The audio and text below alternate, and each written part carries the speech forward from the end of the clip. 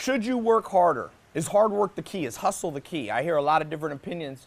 I just want to say this. I feel like I live in a world that's the exact opposite. I feel like I live in a world where millions, tens of millions, hundreds of millions, even billions of people are working their ass off. I remember going to India in the third world. People wake up at dawn and work till dusk picking aluminum out of trash heaps. Should they work harder to get ahead? I'll tell you a true story. Growing up, I played basketball at a school, inner city, 95% non-white people in Raleigh, North Carolina. Enloe is the name of the university. And I had a friend who lived in the projects. His name was Leon Champion. Rest in peace, Leon. He died in prison after I graduated high school. But it's a sad story. I never, I didn't grow up rich, but we always had food. And I spent the night at his house in the projects one time. And Leon, I woke up in the middle of the night and I was hungry. I was probably 17 years old, hungry. I go down to his refrigerator, everybody's asleep. I open it up, he had a single mom. And I'll never forget, there was mustard and beer in the kitchen. One beer, one mustard. I said to him, I came back in the morning, I said, Leon, where's the food? He said, man, I don't eat on the weekends. We don't have any money. I eat free lunch as late as I can on Friday, and then I go to school at 6 in the morning to eat on Monday. Sure, he had a little bit of candy and a little bit of that on the weekend. Wage inequality. His mom was working nonstop. I never even saw his mom. She was at a job every minute. I don't even know when she came in to sleep. So don't tell me I should have just gone to her and said to Leon's mom, oh, work harder, work harder, work harder, hustle. Hey, you ain't hustling.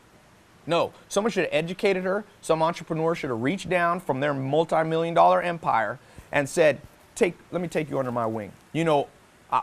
A guy came to me, a homeless kid. His name is Chris Lopez. I put some videos. This was about 2 years ago.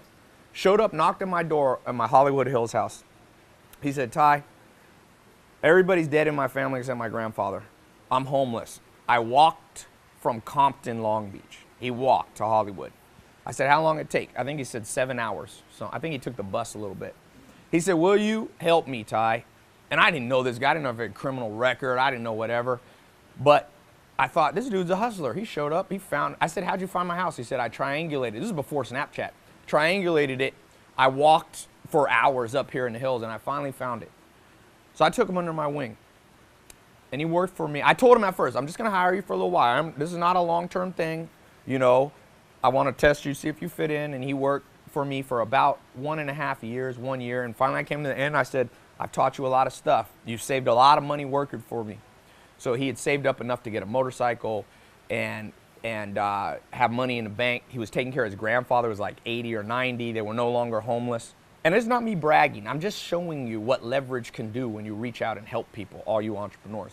And Chris Lopez kind of disappeared. All right, it was the last day. We sent him off. Thanks for being here. About 6 months ago, I was in the Las Vegas airport. Who comes around the corner when I get out of there? Just walking by, Chris Lopez. He came up to me. I recorded a video. I've released it a long time ago. He said, he said, Tai, man, I want to thank you. You showed me how to do real estate. Give me some just general financial tips. He was Mexican. He said, I went down where my grandfather's hometown in Mexico, and we built a condominium building. I can't remember how big it was, multi-units. And he said, that thing pays me $600 or $700 a month profit now. That takes care of my grandpa here in Long Beach, Compton. He said, I found a job. He's got all these entrepreneur jobs. He's up in Alaska doing some fishing for a couple months. He said, man, I'm financially independent. I think he told me he's making $4 to $6 grand a month. Now, that's not $1 million. But if you left that kid in the ghetto and just said, work harder, you know what happened to my friend Leon Champion, the other friend I was talking about? Nobody helped him. I was only 17. I didn't know how to help him. My dad, we had a little bit of money. My stepdad, very nice thing he did. When I told him, man, I was just at Leon's house, he had no food. We went and bought a week's worth of groceries. That's all we could afford. And we brought it to Leon, but it wasn't enough. His mom continued to work hard, didn't work. I remember as a senior in high school, Leon, I stopped hanging out with him. He started carrying a gun at school. He started dealing coke. And I was an athlete. I didn't want to get involved in that. We were acquaintances. But he was forced to because he was hungry. Not because he was a criminal. He was a good kid. I left. I went to Joel Salatz's farm. When I came back, first thing I did, I called my friend Lance. I said, Lance, let's catch up and play basketball with Leon. He said, oh, you don't know? Leon's dead. So what happened? He said, man, he got caught. for selling drugs. He got put in prison, and Leon was diabetic. All that bad diet stuff, not being able to eat, had made him a diabetic as a teenager. I remember that. He used to have insulin shots. He said they put him in prison, and I don't think they gave him his insulin shots, and he just died. They just left him. He rotted in there at 20, 21 years old. So that's the world where you just tell the mom to work harder and hustle. Don't give me that fucking shit. It pisses me off. Go out and teach people how to do stuff. That's how you move the world forward. Enough of this nonsense. By the way, a little PS. I never saw Leon's mom because she drove a taxi, did all this. But in his senior year, she's the one who gave him a gun. They both started dealing. She said, forget this, we're hungry. What I wish would have happened is one of these entrepreneurs just talking about hustle, just talking about hard work. How about hard work go help people? And a lot of you are. I'm not calling out anyone in particular. I'm just saying, don't preach at people that need to work hard. If she would have come across one of these videos, she would have thought, oh my God, I just got to work hard. Nah, that's not what she needed. She needed guidance. We live in a modern world. She could have, just like Chris Lopez, if I had been older, I could have taken her and Leon under my wing and said, let me show you how to make 4 to 6 grand a month, just like Chris Lopez. I know single moms. My mom was a single mom. All around us, families, single moms, people trying to put food on their table, working 2, 3 jobs. Is the answer for them to just work harder, or is it to work smarter? Work hard or work smart, because they're different. I'm always reminded of this story that my mentor, Alan Nation, told me. He said, Tai, and I don't know if this is a true story, but it gets the point across. There was a plane flying over South America. It crash landed, and it was full of all these engineers, all these hard workers. And the hard workers got out, and there were some machetes, and they all grabbed a machete, and they began to hack their way through the jungle. Chop, chop, chop, chop, chop. Flurries of activity, boy. They were working hard, but they forgot something. Don't ever confuse flurries of activity with accomplishment. Activity doesn't always equal achievement. So they were chopping through, and luckily for them, one person got out of the plane. Instead of working hard, went on, climbed up a big tree and looked out and surveyed the landscape and yelled down to the group and said, hey guys, you're working hard, but you're going the wrong direction. You're going deeper into the jungle. The city for our escape is the other way. You see, what's moved civilization forward is not just hard work. Go to any hotel, go to any restaurant, the hardest working people there are working their ass off, and they're still not getting ahead. There's still not equality in pay. There's still people making massive amounts who don't work nearly as hard as the working class. No, what gets you ahead is leverage. In fact, it's the exact opposite. What you want to do is figure out how to work half the time and get twice as much done, so that you could take a vacation, so that you can paint a painting and have some downtime, so you can go on vacation with your family, so you can just lay out on the beach and just look at nature and enjoy life. You want to just grind yourself into the ground? Go ahead. But the people that get ahead are not just grinders. They're not. The grind is necessary, work is necessary, but it's never a goal. It's a necessity. The goal is very different. The goal of life is not to breathe. Breathing is a necessity. The goal of life is to enjoy your life, to do something important. You breathe because you must. You work because you must. But you never say, well, why I'm here is just to breathe. No, you're not here just to work. Working harder doesn't always change the game. Now, I will say, there's about 5 to 10% of people I bump into that are just pure lazy. You and I all know who they are. They're just lazy. But those people are not going to be helped by this video or anybody's video. If they're lazy, they're lazy. For those of you, and if you're watching this, I doubt you're lazy. I bet you work. I bet you know how to put your head down and focus. But maybe you look at your bank account and go, wait a second, this is crazy. Did you know that I think the top 10 people on the Forbes list have more money than the next 50% of the world? Is it because those top 10 Forbes list people worked harder? Nah, let's be real here. Is it because they grinded more than the other 50% of the world? I think the people saying this haven't traveled the world. I've been to over 50 countries, a lot of them third world countries, the hardest working people I've ever met, and they're still poor, and it's sad. And I'd like to figure a way to change that. I'd like to be able to contribute. My best guess and my best hope for the world is that we begin to have tools. We begin to get electricity to places. We get the internet to places. We get better education. That's not just working hard, that's working smart. This will change the world. Now, I just want to go on record saying, I have worked hard. I have.